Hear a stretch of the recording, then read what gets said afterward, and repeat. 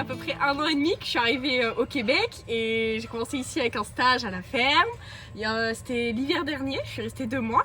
Puis après je suis revenue à la ferme l'été dernier, je suis restée 2 mois, je suis partie à Montréal et puis là maintenant je travaille vraiment à temps plein à la ferme, donc dans les bureaux depuis décembre.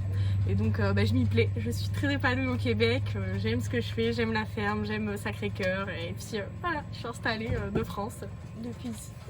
Pourrais-tu juste nous ouvrir une petite parenthèse sur ta foi? Comment tu t'es retrouvé tout à coup à l'église ici du milieu alors que tu connaissais personne? Alors ça c'est vrai, comment je me suis retrouvée là?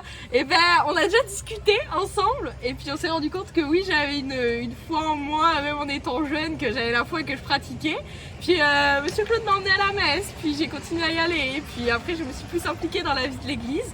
Et puis j'aime ça aussi, comme ça fait partie de mon intégration aussi, de m'intégrer dans la communauté, de participer, tout ça.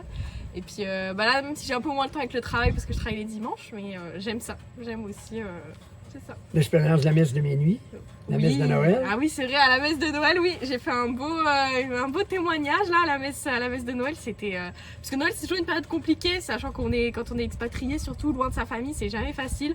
Mais là, d'aller à la messe, ça m'a non seulement fait du bien, et j'ai aussi pu partager ma foi avec toutes les autres personnes là qui étaient à la messe. Donc c'était vraiment un moment fort en émotion, qui a marqué les esprits, je pense. Mais moi aussi, ça m'a marqué, mais voilà. Tout le monde était très touché de son témoignage. C'était vraiment beau.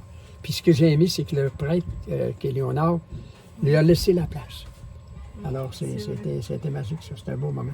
Alors, d'ailleurs, je lui ai partagé aussi le rêve. Je viens de leur faire voir la petite chapelle. C'est vrai.